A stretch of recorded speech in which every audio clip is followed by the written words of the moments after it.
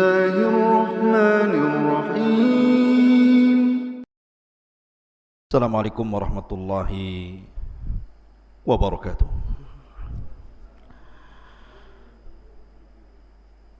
Alhamdulillah wassalatu wassalamu ala rasulillah wa ala alihi wa sahbihi wa mawalah wa la hawla wa la quwata illa billahi wa ba'du. Ma'asyiral muslimin yang dimuliakan Allah subhanahu wa ta'ala, santri ikhwan yang semoga dimuliakan Allah subhanahu wa ta'ala. Alhamdulillah, malam ini kita bisa kembali duduk untuk bertalabul ilmi, kemudian salawat teriring salam tak lupa kita haturkan kepada Rasul kita Muhammad sallallahu alaihi wasallam.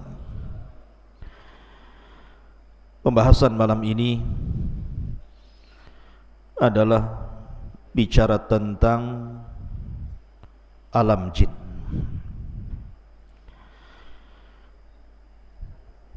Jadi malam ini kita bicara tentang masalah jin. Apalagi kita di hutan ini banyak jinnya. Jadi biar kita tahu alam jin itu seperti apa. Ma'asyiral muslimin yang dimuliakan Allah subhanahu wa ta'ala, bicara tentang jin, maka Al-Quranul Karim menetapkan adanya jin, bahkan dijadikan satu nama dalam surat Al-Quran, suratul jin. Dan kita tahu bahwa jin adalah makhluk kedua yang diciptakan Allah subhanahu wa ta'ala setelah para malaikat. Baru setelah jin Allah ciptakan manusia. Sering kita dengar di masyarakat, terkadang ada orang yang bercerita bahwa saya mendengar suara-suara aneh. Yang lain mengatakan ada yang memanggil-manggil. Yang lain juga bercerita, saya pernah tidur, ketika hendak bangun susah sekali, kayaknya dikunci. Susah gitu ya. Ada orang yang lagi tidur itu susah mau bangun, kayak lagi dipiting sama jin itu. Yang lain, ketika saya lewat di sebuah tempat, kayaknya kok bulu semua berdiri, mulai bulu kaki sampai bulu kepala. Jadi macam-macam cerita di masyarakat itu tentang masalah jin dan syaitan. Lalu apa hakikat jin ini? Dan apa alaqah kaitan antara jin dan kita umat manusia ini? Ma'asyiral muslimin yang dimuliakan Allah Azza wa Jalla, dunia jin itu sebenarnya kurang lebih dengan kita. Di antara jin itu ada yang ahli salat, ahli puasa, ada yang umroh, ada yang haji, ada yang ahli sedekah, ada yang ahli zikir, bahkan ada yang mujahidin fi sabilillah. Tetapi di antara jin pun kebanyakan mereka ada yang fasik, ada yang suka minum khamar, ada yang suka berzina, ada yang suka berdusta, ada yang suka menyakiti dan menzalimi. Ya, karena jin itu terbagi menjadi dua. Wa inna kunna salihuna wa inna minna salihuna wa minna duna dzalik kunna taraiqa kidada. Di antara kami para jin itu ada yang saleh, ada yang baik, tapi juga ada jin-jin yang mereka jahat. Baik, kita akan jelaskan, karena mungkin secara umum kita sudah mengetahui tentang asal muasal jin dan pernah saya jelaskan di sini. Saya hendak menceritakan beberapa kisah saja tentang alaqah, hubung kait antara manusia dengan jin saja. Ma'asyiral muslimin yang dimuliakan Allah subhanahu wa ta'ala, suatu ketika Nabi SAW pernah sholat. Tiba-tiba kemudian datang jin mengganggu Nabi SAW yang sedang sholat. Maka Rasul marah, kemudian Rasul menangkap jin itu kemudian mencekiknya. Saking kerasnya Rasul mencekik jin itu sampai keluar air liurnya, dan Nabi SAW merasakan dingin air liur itu. Kata Nabi SAW, kalau aku tidak teringat dengan doanya Nabi Sulaiman, Rabbi habli mulkan la yambagi li ahadin mim ba'di, ya Rabb, anugerahkan kepadaku kekuasaan yang tidak ku anugerahkan kepada siapapun sepeninggalku. Tentu jin itu sudah kuikat di tiang masjid sehingga menjadi mainan anak-anak. Tapi karena teringat doanya Sulaiman, ku lepas jin itu. Artinya Nabi SAW mencekik jin sampai liurnya terasa dingin. Pertanyaannya, bukankah jin tercipta dari api? Kenapa pula liurnya dingin? Harusnya liurnya panas.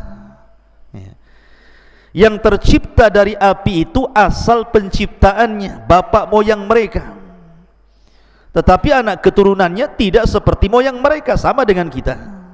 Bapak moyang kita tercipta dari tanah, tapi apakah kemudian ketika orang dipotong tangannya tiba-tiba keluar tanah? Kan tidak juga, ya, tetap saja keluar darah gitu ya. Itu hanya awal penciptaan saja. Makanya kenapa jin juga disiksa di neraka merasa sakit, sama dengan manusia dipukul tanah juga sakit. Kalau nggak percaya saya pukul antum pakai tanah liat. Kalau nggak menjerit, nah, saya kasih uang 100.000. Ma'asyiral muslimin yang dimuliakan Allah Azza wa Jalla. Lah, kalau kita melihat cerita-cerita di masyarakat kan macam-macam tuh. Apalagi penakut. Penakut itu biasanya pohon pisang pun jadi setan biasanya. Coba saja orang yang takut lewat kuburan. Sebenarnya di kuburan tidak ada apa-apa, mungkin ada pelang warna putih. Itu lari terbirit-birit disangka kuntilanak itu. Itu penakut lah ya. Terkadang seseorang yang saking takutnya, mungkin ada kucing nabrak kaleng kongguan kemudian jatuh prang begitu ya. Itu ketakutan disangka ada setan tuh di belakang itu. Atau terkadang kita lihat angin, kemudian ada pohon goyang-goyang, kemudian bayangannya itu ikut goyang-goyang juga kan, nah, disangka setan itu. Langsung bulu kuduk berdiri semua tuh. Pertanyaannya, ikhwatu fiddin muliakan Allah Azza wa Jalla, mungkinkah seseorang itu melihat jin? Sebagaimana yang ma'ruf di masyarakat gitu ya. Maka kita katakan bahwa Allah Subhanahu wa taala berfirman, innahum yarakum min haitsu la tarawnahum. Mereka yang melihat kita, kita yang tidak melihat mereka. Artinya jin itu bagi kita alam gaib. Jangankan jin, di zaman Nabi SAW banyak orang-orang munafik. Rasul tidak tahu siapa satu munafik itu, kecuali setelah diberitahu Allah, kemudian dicatat oleh Hudzaifah ibnul Yaman siapa nama-nama munafik. Kalau Allah tidak memberitahu siapa munafik di zaman itu, selamanya Rasul tidak tahu mana satu yang munafik. Artinya munafik saja kita tidak tahu ya di zaman Nabi SAW, apalagi jin. Maka seseorang kemudian kalau masuk ke alam jin, kemudian sok tahu tentang masalah jin tanpa didasarkan Al-Quran dan Sunnah, ketahuilah bahwa dia itu pendusta. Contoh saja, dulu kan ada tayangan apa itu? Ghostbuster ya, yang nangkap jin dimasukkan ke botol itu loh. Nah, ada tuh, tangkap masuk botol, ditutup botolnya, dia udah tahu lubang botol bawahnya itu, lepas lagi, ya kan? Kan ada orang yang narik jin, kononnya dimasukkan ke dalam botol. Ikhwatu fiddin muliakan Allah Azza wa Jalla, kita katakan ini dusta, ini acting saja. Kenapa kita katakan dusta? Karena Allah yang mengatakan innahum yarakum min haitsu la tarawnahum. Mereka melihat kita, kita tidak melihat mereka. Macam mana kemudian menangkap jin dimasukkan ke dalam botol, sementara nas Al-Quran mengatakan kita tidak mampu melihat mereka, sementara mereka melihat kita? Kalau gitu tidak adil Ustaz. Enak kali jin melihat kita, kita tak bisa lihat jin. Allah Maha Adil. Ketika di dunia kita tidak bisa melihat jin dan jin bisa melihat kita, kelak di sorga Allah balik alamnya, di mana kita bisa melihat jin dan jin tidak bisa melihat kita. Itulah kebalikannya dan keadilan Allah Subhanahu wa ta'ala. Akan tetapi ketika jin-jin itu tasyakkul, beralih rupa, maka kita mungkin melihatnya. Bisa saja seseorang kemudian melihat ada burung hantu, disangka hantu karena ada hantunya, burung hantu. Kemudian kucing garong warna hitam, disangka setan, ya kan? Padahal garong dia, ya. Jadi mungkinkah kemudian jin-jin itu tasyakkul dan seseorang bisa melihatnya? Maka kita katakan kalau itu yang terjadi bukan dalam bentuk asli, mungkin. Saya akan bercerita beberapa kisah ya di zaman para sahabat. Pertama, kisah Abu Hurairah radhiyallahu anhu. Suatu ketika Abu Hurairah radhiyallahu anhu itu ditugaskan Rasul untuk menjaga Baitul Mal, menjaga pembendaharaan Baitul Mal. Rupanya di malam itu ada pencuri masuk ke Baitul Mal mencuri gandum. Satu karung, kemudian lari, dibopong. Abu Hurairah melihat pencuri ini, langsung mengejar, kemudian menangkap. Rupanya pencuri ini adalah orang tua dan mengatakan, "Ya Abu Hurairah, ana syaikhun kabir, faqirun, dhu iyalin, wa ma ataituka illa min hajatin, wa ma asabtu syai'an dunak, ma ataituka," bla bla bla bla. Bahasa kita ya. Maka syaitan mengatakan, ataupun orang ini mengatakan pencuri ini, "Ya Abu Hurairah, saya ini orang tua, fakir, punya keluarga, dan saya tidak mungkin mencuri kecuali karena sebuah hajat, kebutuhan, karena mereka butuh makan, makanya aku terpaksa mencuri. Lepaskanlah Abu Hurairah." Akhirnya Abu Hurairah karena kasihan, dilepaskanlah pencuri ini. Keesokan harinya berjumpa dengan Rasul. Sebelum kemudian Abu Hurairah bercerita, Jibril sudah ngasih tahu, dan Rasul sudah mewanti-wanti, "Ya Abu Hurairah, fa innahu sayaudu al-bariha, fa innahu sayaudu fil lail." Wahai Abu Hurairah, orang itu akan kembali nanti malam. Betul, rupanya malam kedua mencuri lagi, ketangkap lagi, minta uzur lagi, dilepas lagi. Sampai ketiga kali Abu Hurairah mengatakan, "Tidak, ini sudah ketiga kali kau mencuri, tidak mungkin aku lepas, akan kuhadapkan kau kepada Nabi SAW." Maka orang ini mengatakan, "Gini saja wahai Abu Hurairah, lepaskan saya. Maukah ku ajarkan kepadamu? Maukah ku ajarkan kepadamu sesuatu yang kalau kau baca, setan akan lari darimu. Setan akan lari darimu." Kemudian orang ini mengatakan, "Ya Abu Hurairah, apabila engkau hendak beranjak ke pembaringanmu, bacalah suratul Kursi, maka tidak ada setan yang bisa mendekatimu sejak kau tidur sampai kau bangun." Habis itu Abu Hurairah melepaskan orang ini. Keesokan harinya dia berjumpa dengan Nabi SAW dan mengatakan, "Abu Hurairah, tahukah kamu orang yang kau tangkap 3 malam berturut-turut itu?" Kata Abu Hurairah, "Allah wa Rasuluh a'lam." "Saya tidak tahu wahai Rasul." Kata Nabi SAW, "Fa innahu syaitan." Dia adalah setan. Dia adalah jin yang menyerupai manusia sebagai pencuri. Sadaqaka wa huwa kadzub. Untuk masalah ini, maksudnya ayat kursi yang kau baca, dari semenjak kau tidur sampai kau bangun dan kau tidak akan diganggu syaitan, ini benar. Khusus masalah ini saja, sadaqaka wa huwa kadzub. Tetapi masalah yang lain, dia pendusta. Kebanyakan setan itu pendusta. Khusus masalah ini dia benar, gitu maksudnya. Dari sini menunjukkan bahwa Abu Hurairah menangkap pencuri, dan pencuri ini rupanya jin yang tasyakkul, yang berubah bentuk. Makanya kalau seandainya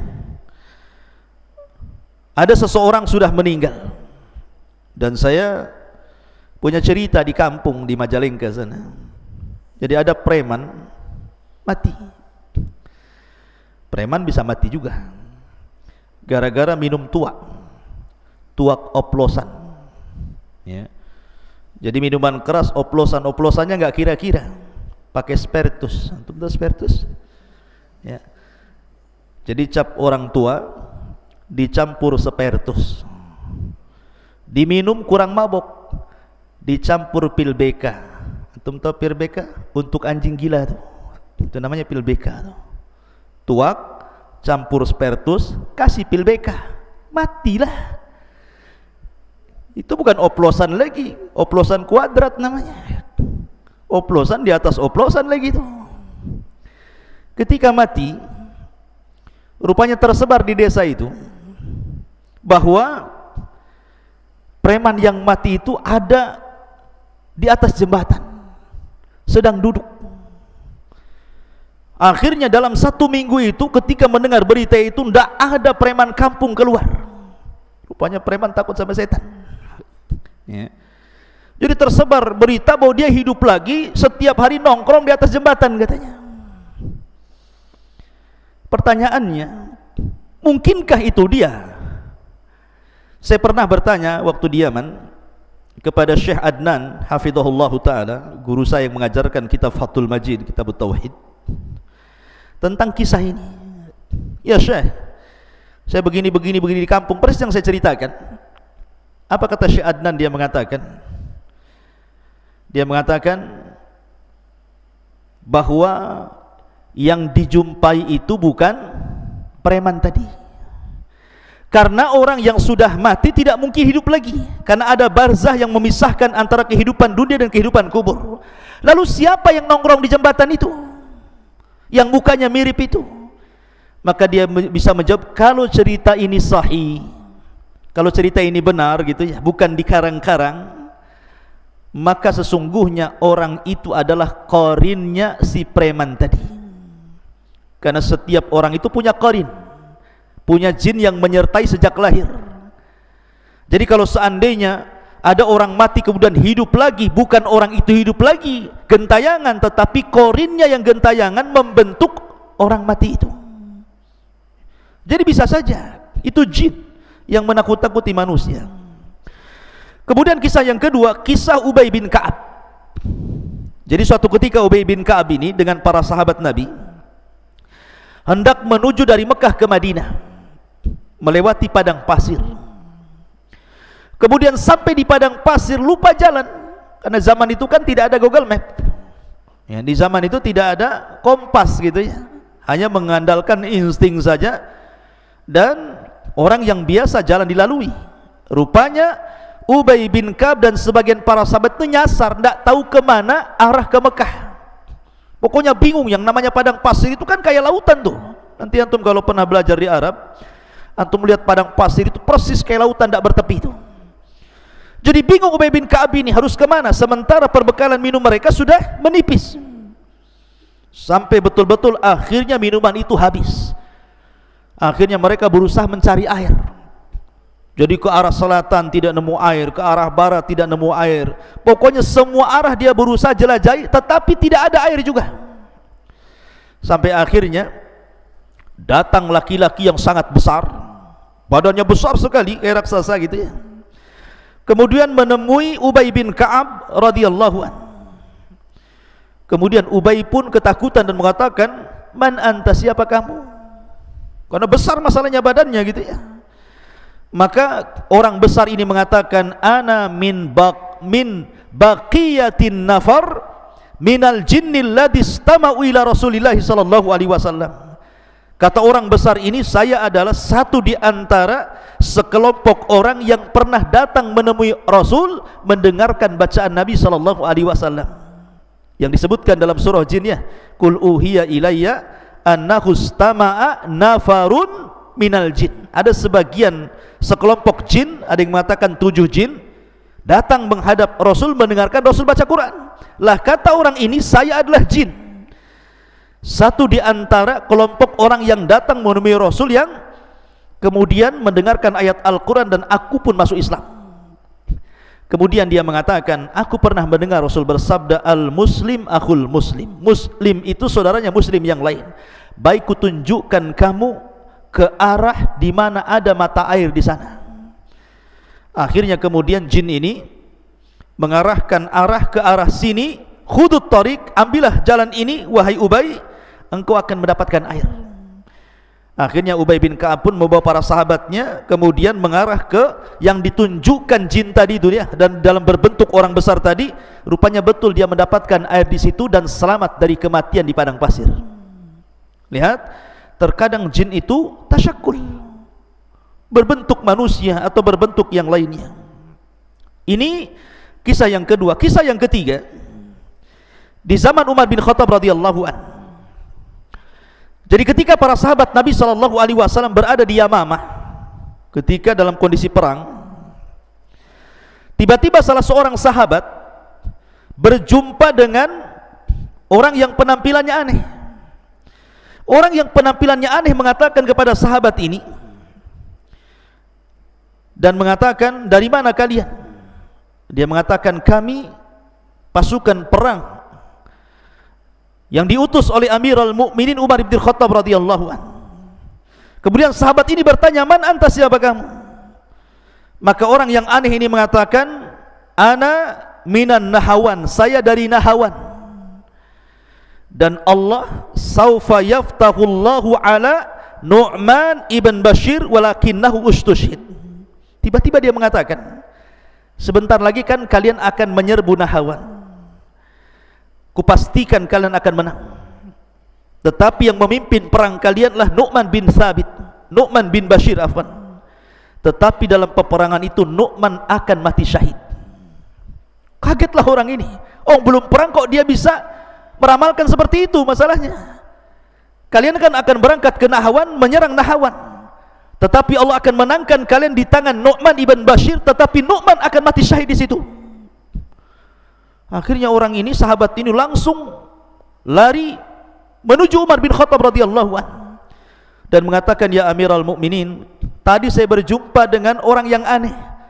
Tiba-tiba dia mengatakan bahwa kita akan memenangkan Nahawan, tetapi Nu'man bin Bashir akan mati syahid di situ. Kata Umar bin Khattab radhiyallahu anhu mengatakan, ya, tahukah kamu siapa dia? Maka sahabat ini mengatakan, tidak tahu hai Amirul Mukminin. Kata Umar bin Khattab radhiyallahu anhu, dia mengatakan, dialah Utsaim baridul jin. Dialah Utsaim, satu di antara jin-jin yang saleh. Dia pun datang kepada Umar memberitahu, ya. Artinya bahwa jin juga terkadang tasyakul kan, berbuah bentuk gitu menjadi manusia. Sama dengan malaikat juga sama. Tetapi ikhwatu fillah muliakan Allah Subhanahu wa taala, yang lebih aneh lagi kisahnya, di zaman ulama salaf ada namanya Imran At-Tammar. Imran At-Tammar ini seorang ahadus salihin, orang soleh. Imran ini At-Tammar ini seorang soleh. Jadi dia punya majlis taklim bersama syekhnya namanya Al-Hasan Al-Ja'di. Jadi ada seorang alim ulama besar namanya Al-Hasan Al-Ja'di. Jadi Imran ini suatu ketika dia ingin menghadiri majlisnya Al-Hasan Al-Ja'di, majlis di waktu fajar. Jadi Hasan Al-Ja'di ini biasa membuka majlis taklim setelah subuh. Datang dari mana-mana. Dan dia takut ketinggalan sehingga dia tidak mendapatkan tempat duduk di depan. Maka dia datang pas bertepatan malam itu, malam Jumat, dia datang pagi-pagi buta. Jadi jam 3 malam itu sudah datang dia ke masjidnya Al-Hasan Al-Ja'di ini. Ketika sampai di masjid, masjid tertutup semua. Semua tertutup masjid, tidak ada yang terbuka, terkunci semua masjidnya. Anehnya, di dalam masjid itu terdengar suara Syekh Al-Hasan Al-Ja'di sedang qiyamul lail, sedang tahajud, dan dikeraskan bacaannya. Jadi ketika dia membaca ghairil maghdubi alaihim waladhdallin, tiba-tiba terdengar suara amin, seolah-olah masjid itu penuh, terdengar suara amin semuanya. Jadi Imran At-Tammar ini heran, ini masjid terkunci. Kemudian di dalam masjid itu Syekh Al-Hasan Al-Ja'di sedang solat malam tahajud. Ketika dia membaca waladhdallin, maka terdengar suara amin yang begitu banyak seolah-olah penuh masjid itu, dan dia tidak berani masuk. Dia pun menunggu sampai adzan fajar. Ketika adzan fajar, datanglah muadzin membukakan pintu masjid itu. Ketika dia masuk ke masjid, rupanya tidak ada satupun orang kecuali syekh saja sedang sholat sunnah fajar. Kaget dia, dari mana suara amin itu? Padahal dia mendengar ada riuh pikuk suara amin ketika syekh sedang membaca Al-Fatihah dalam tahajudnya. Ketika dia subuh masuk ke masjid, tidak ada orang. Rupanya hanya ada syekh yang sedang sunnah fajar itu. Kemudian terpikir oleh dia ini, Imran At-Tamari ini, setelah kemudian sholat subuh, kemudian mengikuti majlisnya Al-Hasan Al-Jadi, selesai pengajian dia pun berusaha untuk menanyakan kepada syekh, menceritakan pengalamannya semalam. Ya syekh, semalam saya lihat masjid tertutup, engkau sholat tahajud, kau baca Fatihah, ketika engkau membaca waladhdallin semua mengaminkan dirimu, tapi ketika subuh aku lihat tidak ada satupun orang yang sholat di belakangmu. Lihat jawaban syekh ini. Dia mengatakan, ya, karena di belakangku adalah jin min nasibin yakhtimul qur'ana kulla lailatil jum'ah. Jadi setiap malam Jumat jin-jin nasibin ini datang, kemudian menghatamkan Quran di belakangku dalam tahajudku. Setiap malam Jumat mereka datang, solat di belakangku dan mengaminkan solatku. Kira-kira nih kalau antum solat malam, Allahu Akbar, ghairil maghdubi alaihim waladdallin, amin. Dilanjutkan nggak tuh sholatnya? Langsung antum hidupkan semua lampu, bangunkan kawannya gitu, ya kan? Lihat, syekh ya. Artinya bahwa jin-jin juga ada alaqah dengan kita, ada hubung kait dengan kita, maksudnya dengan manusia. Ma'asyiral muslimin yang dimuliakan Allah Subhanahu wa taala. Tetapi ada juga jin-jin itu yang jahat, ikhwan. Tidak semua jin itu baik. Wa inna kunna salihuna wa inna minna salihuna wa minna duna dzalik. Kunna tara'iqa qidada. Jadi kami ini bertingkat-tingkat. Jadi memang jin itu kebanyakan mereka fasik dan kufur, berusaha untuk menyakiti kita anak Adam dan berusaha untuk menyeret kita untuk mengikuti mereka. Tetapi gangguan apapun dari jin itu tidak mungkin sampai kepada kita kecuali memang takdir yang Allah telah catat. Makanya Allah mengatakan, la inistama'u ala an yadhurruka bi syai'in lam yadhurruka illa bi syai'in qad kataballahu lak.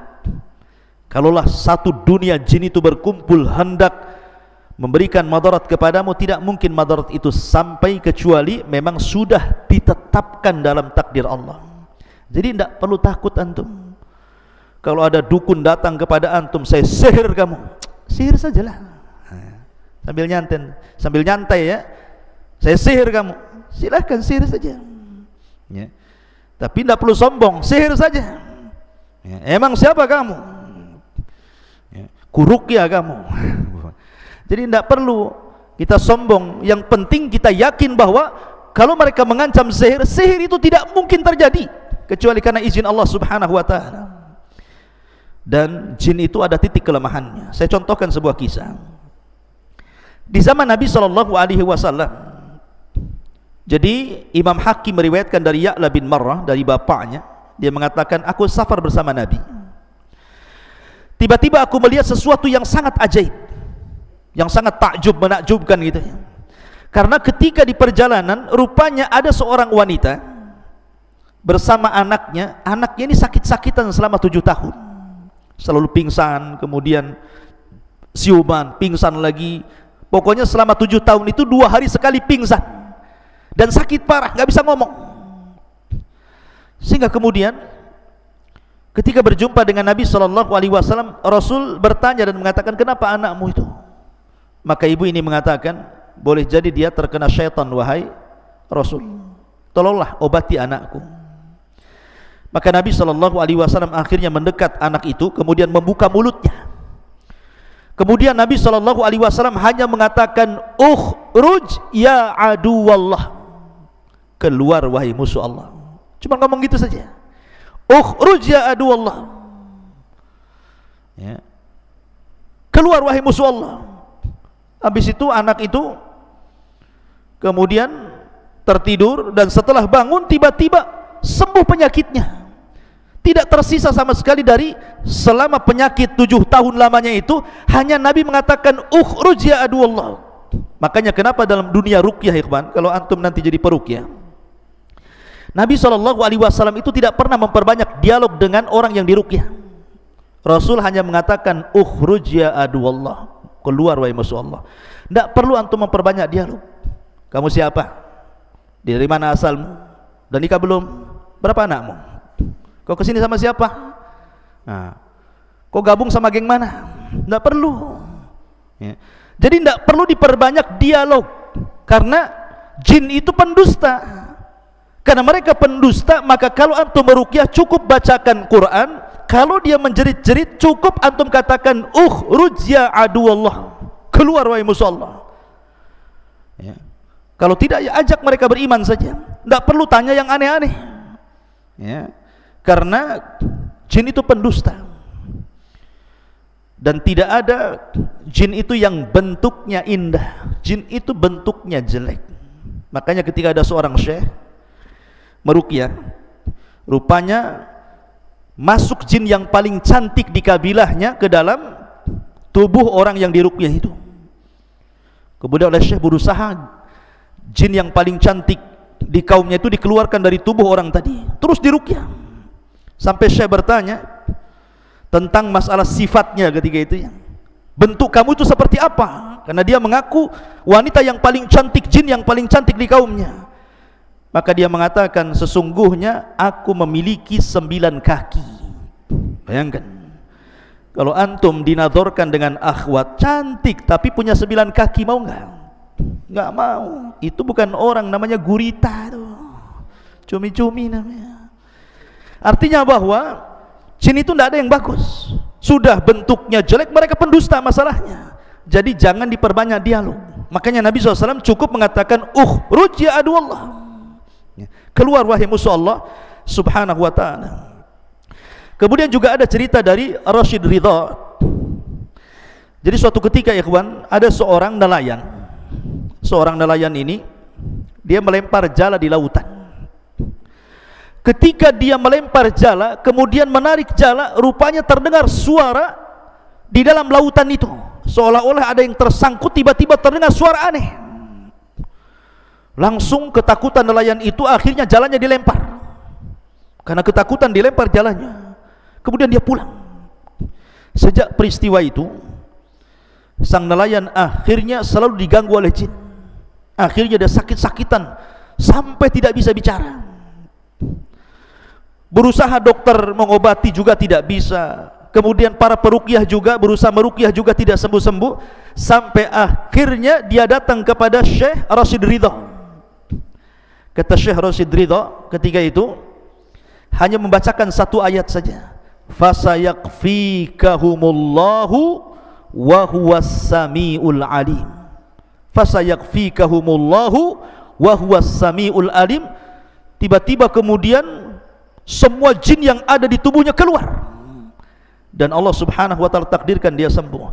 Artinya bahwa ada jin-jin itu yang suka mengganggu manusia, Lah kenapa kemudian jin itu bisa masuk ke tubuh anda, ke tubuh kita ya, sampai akhirnya ada orang yang kesurupan? Banyak penyebabnya kata para ulama. Bisa saja karena jin itu sudah terlampau cinta dengan antum sehingga dia masuk ke tubuh antum.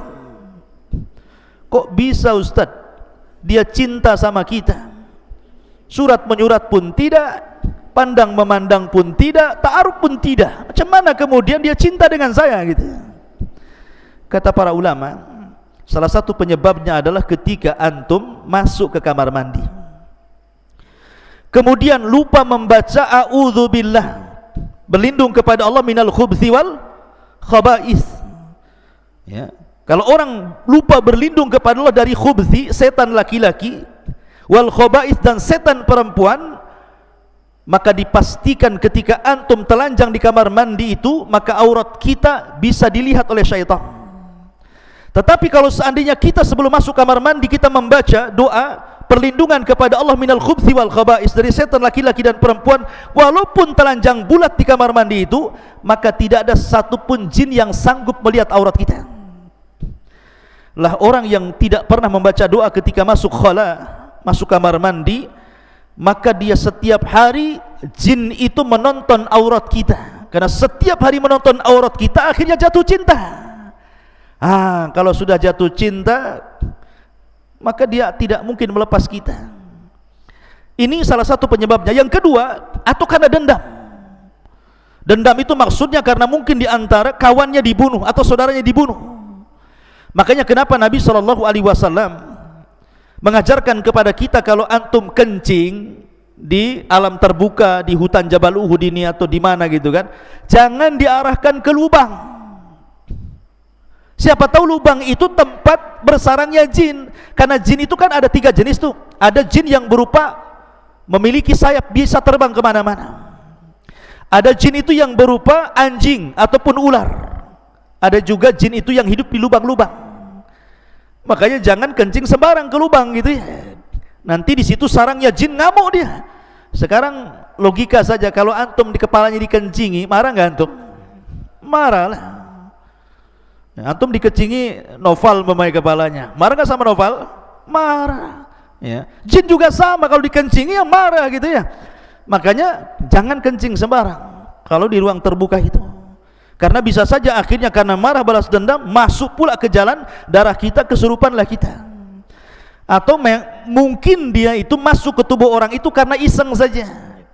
Ya, iseng-iseng saja masuk ya. Karena dia suka ngelamun, karena dia suka mikir gitu ya. Dan tidak pernah berzikir, tidak pernah baca Quran, masuk dia ke tubuh kita. Makanya ikhwatu fillah muliakan Allah Subhanahu wa taala, maka jin-jin itu memungkinkan berbuat apa saja. Dan yang lebih bahaya kalau seandainya jin itu suruhan tukang sihir.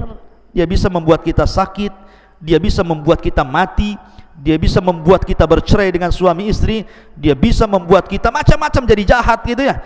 Maka itu lebih bahaya lagi. Oleh karena itulah maka banyak-banyaklah berlindung kepada Allah Subhanahu wa taala. Wallahu a'lam bishawab. Ini di antara beberapa kisah tentang alam jin. Mudah-mudahan manfaatnya. Subhanallah bihamdika, asyhadu an la ilaha illa anta, astaghfiruka wa atubu ilaik. Allah taala. Assalamualaikum warahmatullahi wabarakatuh.